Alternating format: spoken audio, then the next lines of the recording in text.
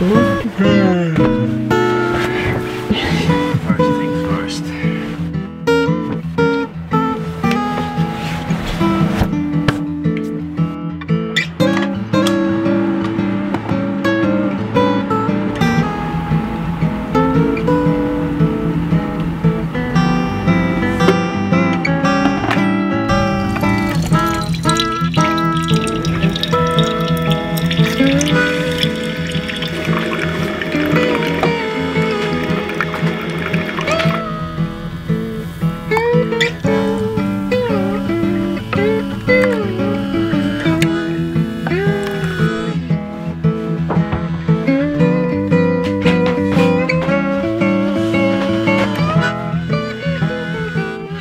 Good morning.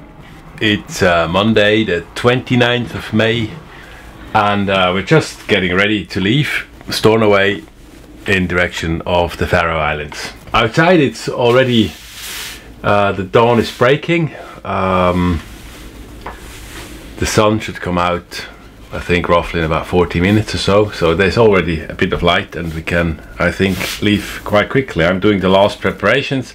I've checked the engines, I've checked the bilges, I've downloaded the latest weather report, the latest script files that looks unchanged as it did yesterday. Here are the waves if you want to look, the wind file, so it looks basically quite nice all the way. So we should have winds from the west between 3 and 5, that's just right up our sleeves.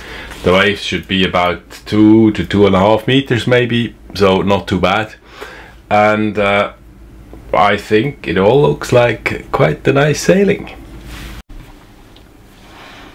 I have made my standard passage plan. There's nothing too big of obstacles or so to observe. Well, if we start here at 4 o'clock, we should be on the Faroe Islands, depending on the speed we're doing, between 12 o'clock in the morning and 10 o'clock in the evening tomorrow, Tuesday. That's the plan.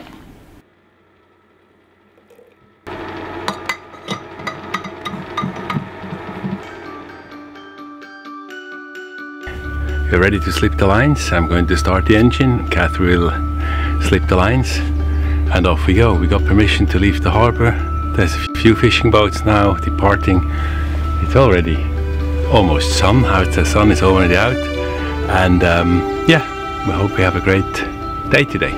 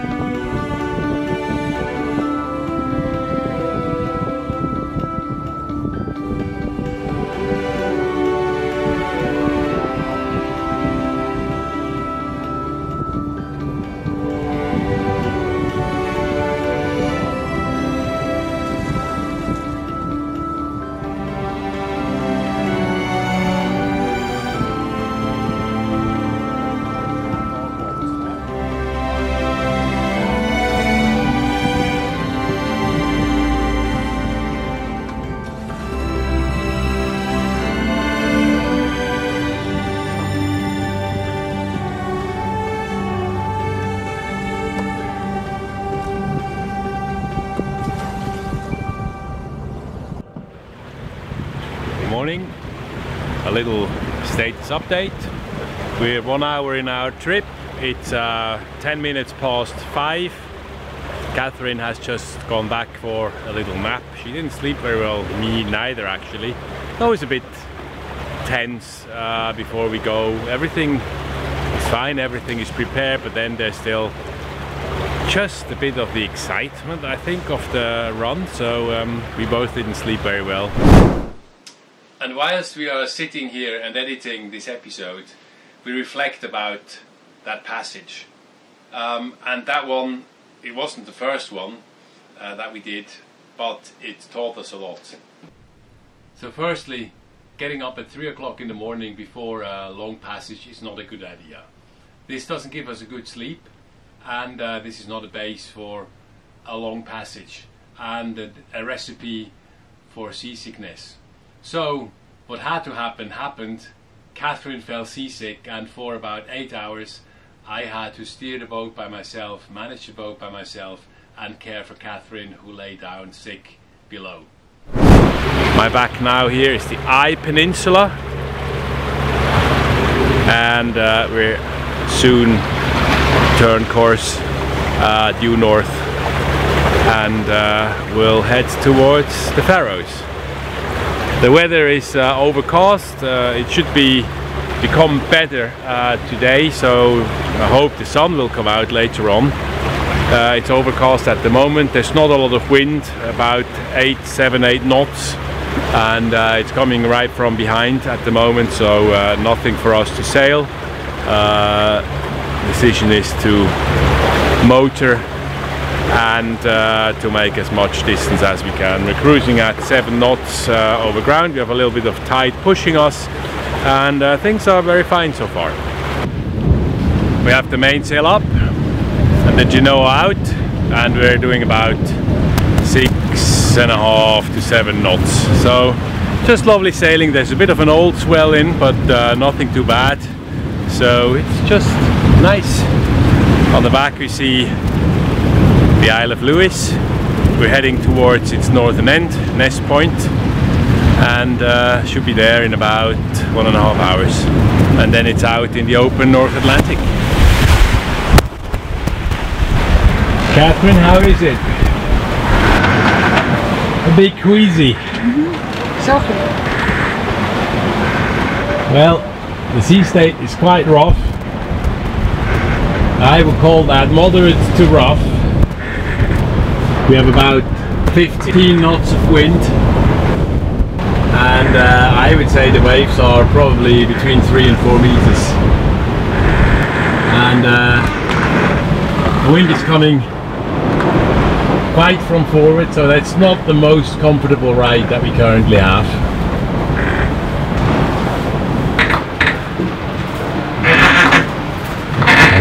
Kathrin is having a rest. She's sleeping.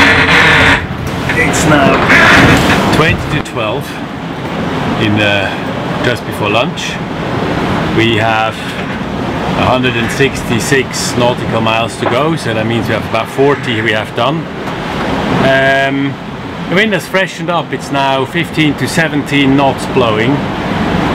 We're doing 7.5 to 8 knots, and the wind is pretty much on our nose, which is not so nice. The waves are also quite high and confused. The sea is rough. I would say the waves are probably about 4 meters now, and there's a slight drizzle that has started, so not so nice, but we're coping. The sun is out, the sky has cleared. There's a tanker out there somewhere on the horizon, about 3.5 miles away, and there's still a hell of a swell here. Watching at the footage of these waves now may look a bit overly dramatized, but looking at my logbook, it states the sea state is rough, which means the waves are 2.5 to 4 meters high. From a camera perspective, the waves look always smaller, and from a boat perspective, they look always bigger than they are. But I think the big swell, the big ocean swell, was 4 meters, and the wind waves, they probably reached 2 meters, 2.5 meters. So I think that was still about right. But with the camera woman still laying down below with seasickness, these were the best shots I could get. And it comes almost from the front. The wind has turned as well, slightly more to the north, so it's northwesterly or west-northwesterly wind now. So not ideal, but we have to play with what we're being dealt with. At least the weather is good, and the current and the waves are not so confused as they were before, so that's better. Besser, aber es war nicht lustig. Do you feel sick? Yes. Now much better, but before I was really sick the first time, so really seasick. It's not fun. It's really not fun. But she's up now again. Tough cookie, she got over it. How is it to handle the boat single-handed? That's a question where I can't win when I answer. It's certainly easier, the two of us, or even with more crew, but it's feasible. So despite the fact that the boat is quite big, it's fine, one can do it alone. So I managed to get up the mainsail, to put a reef in, to pull the genoa out, put a reef in there. It's possible, but it's hard work, and it's certainly easier when we are the two of us. I even managed to make a tea for my wife when she was down half dead, yes. Thank you. 4:15 in the afternoon. We have roughly done a third, slightly more than a third. It's 137 nautical miles to go, and we now have a time of arrival. If you can keep that speed, we should be there around 1 o'clock tomorrow, but that would require that we can do 6.5 to 7 knots as we do currently do, and we might have less wind during the night. The waves are still quite high, but not so high as they were before, and also the second component in the swell has come down, so it's a much calmer sailing now, despite the fact we only have 11 knots of wind. True, it's almost an enjoyable sailing now, so that multi-directional shaking and rolling and yawing that we had before has gone, and it's much better now. Kathrin is back, she's preparing some food, and yeah, everything is good so far. Hey, you couldn't see it coming. You might have thought it, but you couldn't change it. Hey, it's not right or wrong, it's about trying. It's 8:30 in the evening. We just passed the halfway mark. It's another 108 nautical miles to go, 217 when we started, so we're now halfway through. The wind is now just picking up again a bit. It's oscillating between 10 and 15 knots, 16 knots, and the boat speed is doing 5.5 to 7.5 knots, so we're advancing fine. The big waves have abated slightly, so it's not that bad anymore, but it's still a strange old swell crossed with new waves, which is a bit of uncomfortable. So we have another about 2 hours until it gets dark, and then it will be dark for about 4 hours before the sun comes up again. That's the advantage of sailing up north. The nights are really short, so we'll see how we'll get on. Rain and fire, highs and lows, you name it. Cold and warmth, laughs and cries, you have it. The world goes by, and by the time it does, you make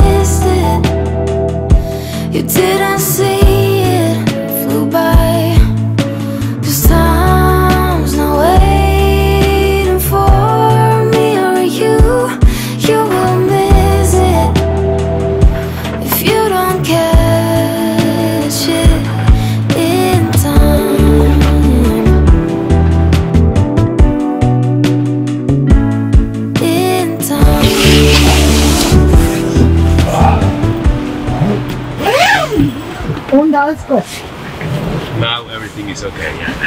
Yeah. Now. Should be okay. Dinghy was a bit loose, but it's tight enough. No, everything's fine. Looks fine.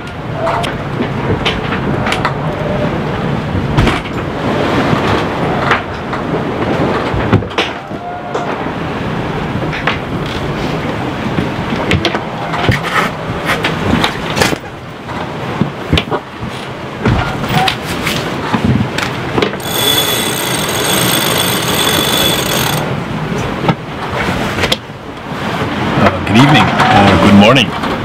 It's I don't know how visible I am.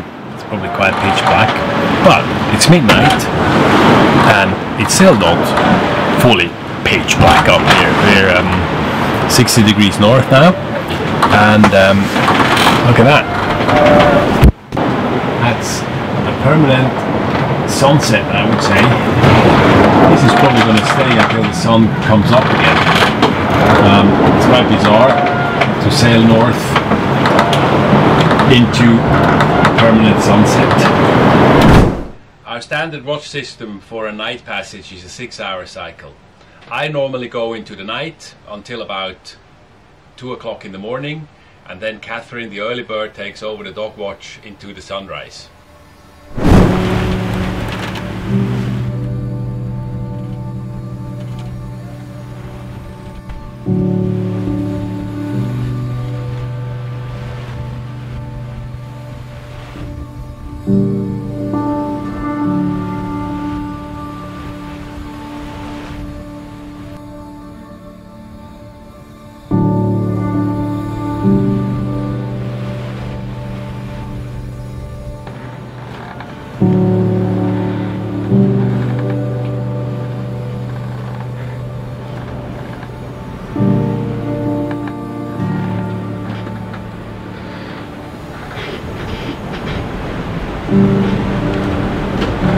Quarantäneflagge, die ja hochgeht. Die gelbe. Und auf der Starboard-Seite kommt die Schottland-Flagge runter und die Faroe-Flagge kommt hoch. Status update. It's now 20 past 8. Yeah, 20 past 8 in the morning on Tuesday. The night was uneventful and actually quite joyful. It was quite calm, and Kathrin had a good sleep and I had a good sleep for a couple of hours, and now we're back out. There has been a gale warning for the northwestern part of the Faroe Islands, so we expect to have high winds as well. That's also what the forecast says. We might see almost gale force gusts around lunchtime. That's why we're heading in. We're on the engine and we're sailing. We're doing about 7.5 knots now, and the wind is gusting over 20, so it's building. We have a second reef in the Genoa and the first reef in the main. Plan is to maybe then take a second reef into the main as well. For the time being we're okay. We expect to be in the harbour of Tvøroyri, I think it's called Tvøroyri. Okay, let me help you, mate. It's called Tvøroyri. Another 2.5 hours, 25 nautical miles, and we should be there.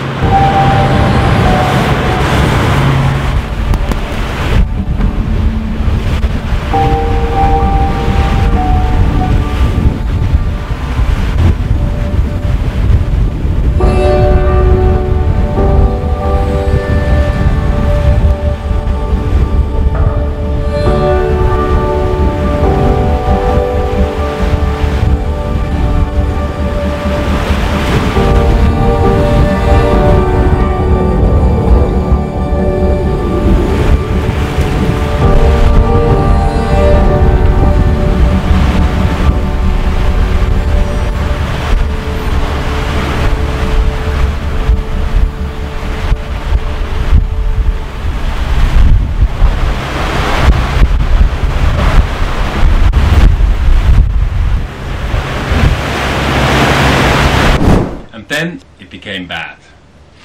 But first, subscribe to our channel, press the notification button, give us a like and leave a comment down below. The logbook reads time 9 o'clock, log 7067, position 61 degrees 14.83 minutes north, 006 degrees 38.88 minutes west. Wind west-southwest, force 8 to 10, 3 meter breaking waves, no time for logbook. As we approach the Steinur, the rocks about 5 nautical miles south of Suduroy, the weather unexpectedly and quickly deteriorated as a squall moved in. Within a couple of minutes, the wind increased from a force 5 to a force 8, gusting 10, still from west-southwest. We were in relatively deep water still, about 90 meters, but markedly more shallow than the 150 or so meters that we were in further south. Furthermore, we noticed a strong tidal flow coming down here, and on the other side here off the island of Suduroy there were about 2 knots both. Combined, the elements of tide and wind stirred up a nasty sea state of 3 meter breaking waves. This was a tense situation which required all hands on deck to take quick action if required. The risk of an accidental jibe was high, and out there this could have catastrophic consequences. And so I insisted on Kathrin to stop filming and to be ready to step in. In these moments, unfortunately for you, filming has relatively low priority.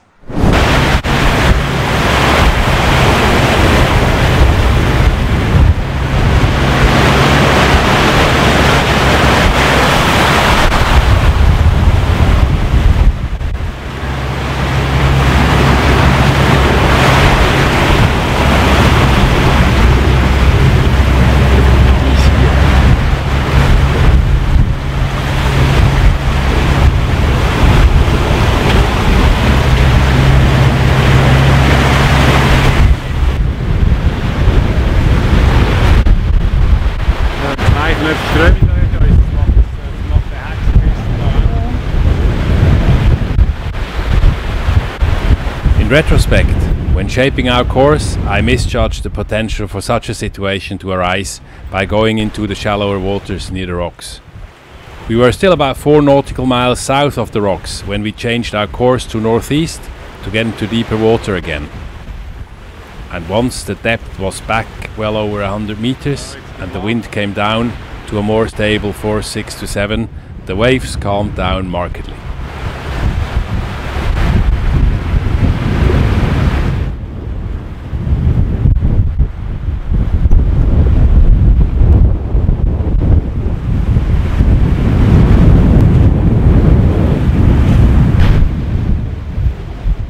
That was a fiery welcome to the Faroes.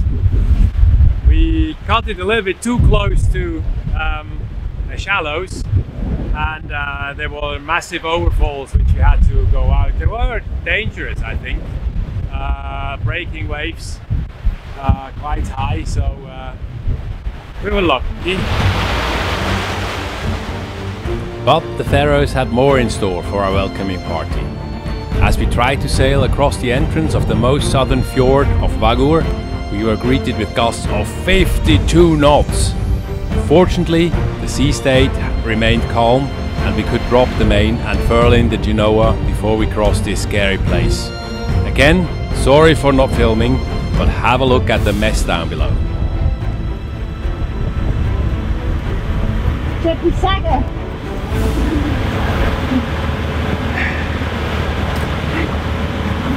That's Faroes at its best, probably, as a welcome. It's nice, but it's fierce. Whoa. Is this Polaris over?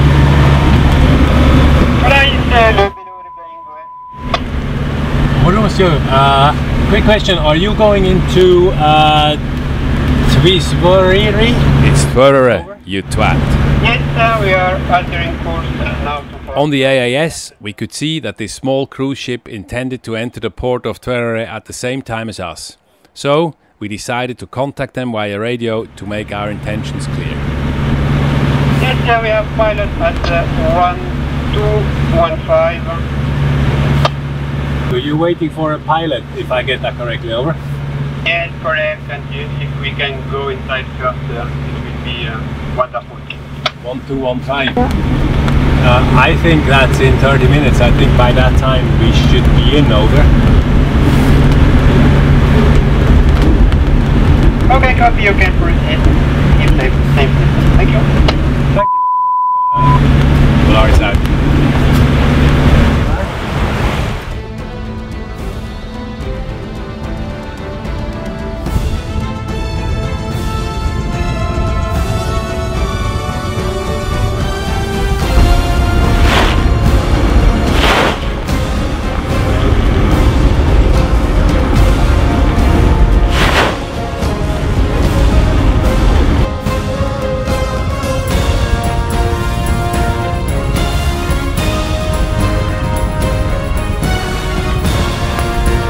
The captain of the cruise ship agreed to let us go in first, but as we approached the narrowest part of the fjord, she had caught up on us, and I decided to back out and go in behind her. The wind was still piping at over 40 knots through the fjord, promising an interesting berthing maneuver.